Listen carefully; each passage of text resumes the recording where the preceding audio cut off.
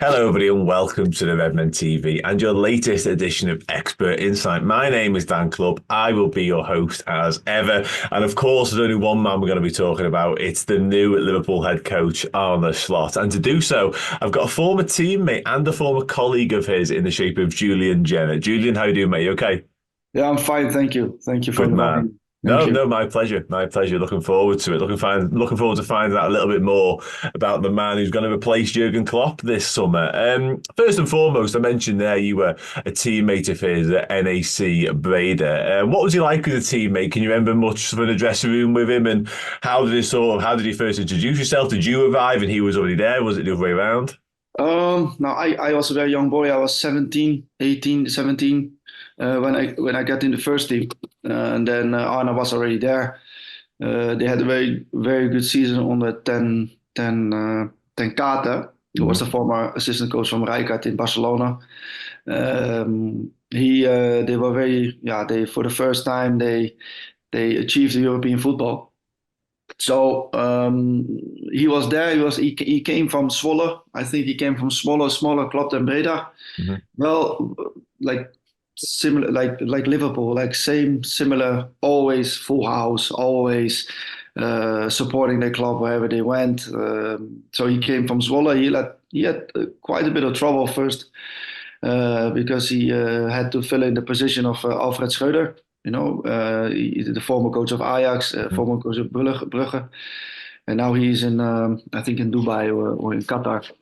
But yeah, he was a shy boy. He started to play better and better, and eventually he got a place for him in the top 11. So in the squad, sorry. Mm.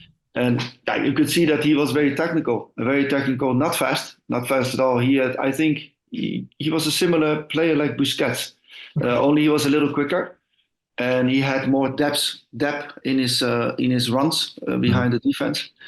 And but he was a very intelligent player. He saw already what I liked from him is that he saw it already 3 steps before the situation happened. Mm. That's a big quality of him and also scoring ability, assist giving abilities. And he was like multifunctional on the midfield. So I think that's a big benefit if you played there. You're in between the lines, in the back and in the front. So you basically the extension of an attack or extension of a pressure moment or an extension of an defensive deep moment. These kind of things, how we call it in football.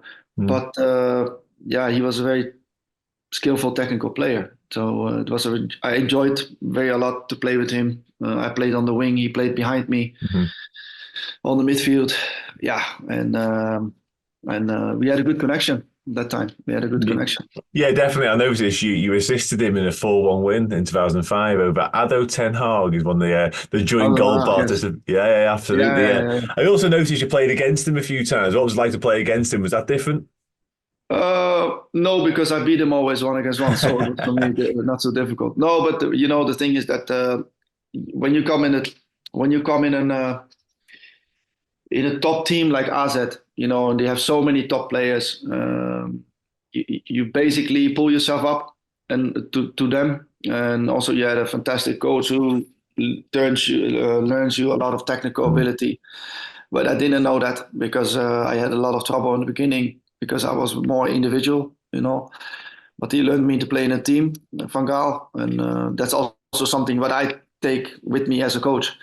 But I had to play against him, and yeah, they lost 8-1 or something the first game, and then he was overwhelmed. There was also the first game in the stadium that time was a DSB stadium, not the Alpha Stadium from AZ. We killed them.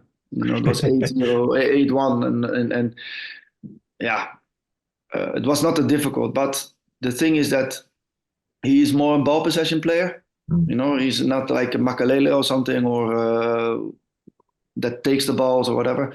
But he was never shy to to get in the duels, the head duels or to make sliding tackles and everything. Mm. So he was a very intelligent player, and Yeah. I think he take that also to his coaching game. And you can see that also. Feyenoord made an unbelievable run this last couple of years, 3 years he's there, yeah, he made Feyenoord again what it is. Because Feyenoord it was always Ajax, PSV, and then AZ came or Twente, and Feyenoord was here, and they took him all the way there. Yeah. And I think that when he left AZ, I was at that time a coach there. There was a lot of commotion around him because AZ had big plans because he was the guy to gives us that championship again because AZ doesn't win a lot of championship. But it was a pity for AZ that he went away. Yeah, you mentioned that your time there together at Alkmaar. Obviously, you worked there at the same time, and you potentially could have won the league, but not for the COVID-19 pandemic, and the Eredivisie just stopped entirely. I mean, you got to watch him up close and personal, sort of behind the scenes, and you've obviously spent time with him as a player. Like, could you tell that he'd been ready for this and his coaching methods and stuff like that? Did you see some of that in him when he was playing, obviously in training and changing rooms? At that time, I think he was with a group of 5 doing his licenses. That's when I know when he was already busy with the coaching game. Yeah. And that because he had good coaches as well. Ten Kaat is a very good coach. He had in Zwolle also a few good coaches. In Sparta, it's a few good coaches. And he was not playing in the top. He was playing like mid-table kind of clubs. But he was always thinking about the game, involved in the game, spreading his ideas. And what I really appreciate about him is that, for example, if he didn't agree with the coach or whatever, he wasn't there. He dared to speak up, and that's for me that's a sign of personality. That a lot of players, they don't like to get involved in the discussion with the coach. He didn't. For him, was not a problem because he liked that. It made him sharp as well.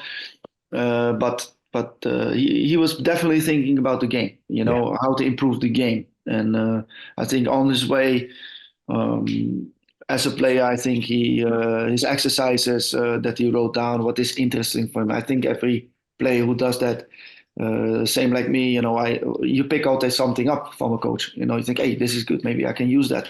And he definitely did that. And to be honest, I lost him a little bit out of sight when I went abroad to play, for example, in England and in Hungary and in Germany. But later on, when I came back to AZ to do my coaching batches, he was there. Yeah. So obviously we spoke, of course, and we spoke about football a lot. But he was the assistant coach of Van der Brom, and he came from Cambuur, I think. He came from Cambuur Leeuwarden. Yeah. And then that time in AZ with Van der Brom, he really could explore and put his thoughts into the game.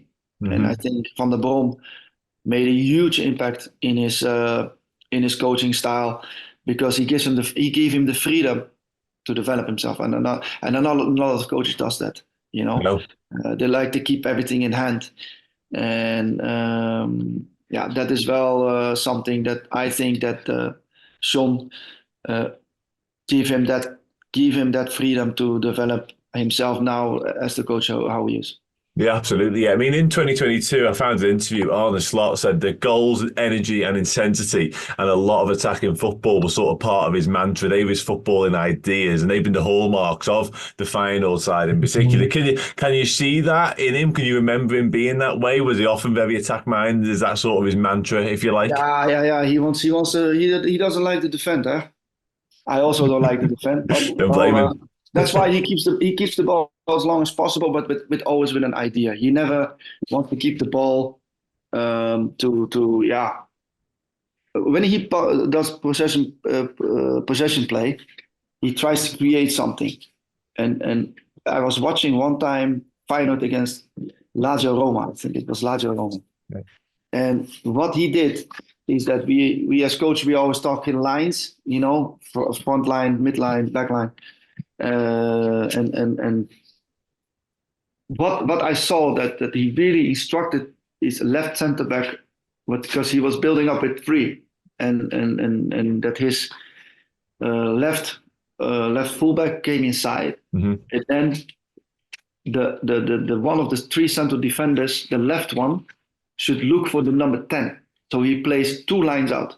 So they directly turned, and they could play 4 against 4 or four against 5 in that time, in that situation. And that was really an eye opener for me because, oh, wait, he gives instructions now to play that player, not the first one, not the second one, but the third one. And that's really difficult coaching, especially when you playing with young players, because he plays with young players. He doesn't play with old players in Feyenoord. I think they are around 20, 21, 23. I think the oldest is 26, I think. Yeah. And then I saw, oh, hey, this guy is from another level, Yeah. But I believe that Liverpool made a very good choice. And I hear now, because I follow Sky a lot, I follow a lot of English pages, and I understand the doubt, because Ten Hag get a lot of resistance, but this guy is not Ten Hag. He's a different level, this guy. Yeah. And Yeah. I hope that my words are confirming his status right now. Yeah, no, absolutely. Yeah, nobody is believing me anymore. No, it bodes well. It does. You mentioned a moment ago you worked under, so you played under Louis van Gaal, like one of the elite Dutch coaches. I think it's fair to say, like a phenomenal football manager. No two ways about that. I mean, in terms of man management skills, a lot of players, I've spoken to a couple of players who played under Arne Slot, and they've spoken very highly of his relationship and how he sort of dealt with players. I mean, was Van Gaal similar to that? And I guess from your experience with Arne van Slot, how did you assess him? I think that Van Gaal is extremely direct. At that time, he was extremely direct on his age. Arne is more from come together. It's more like hugging. I think that he is the same person outside of the field that he is inside. Okay. So Van Gaal has two different faces. He is the coach, and then outside he's the human being. Mm-hmm. So we always talk about total mens principle. That means the total person principle. That's more Van Gaal style. But I think that Arne, his big example is Guardiola, I think. And I think that he put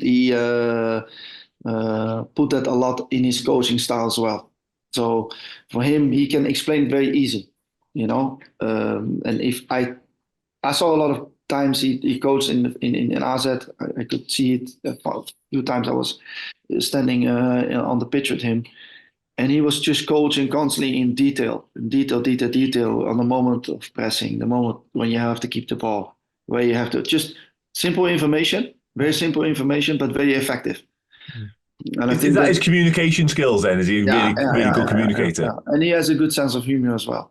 Okay. So Klopp has also a lot of sense of humor, and I think you have to have that a lot in this world, because everybody is cynical and everybody is sometimes negative, especially in England. Everybody likes to talk directly, and sometimes it's not positive. Most of the times, 80% is not positive, but 20% sometimes is positive if you do well.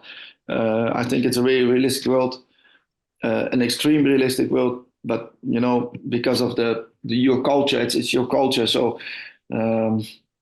I think that he will fit in perfectly with his character. I think they will enjoy, the players will enjoy his, especially the attackers will enjoy his style of play.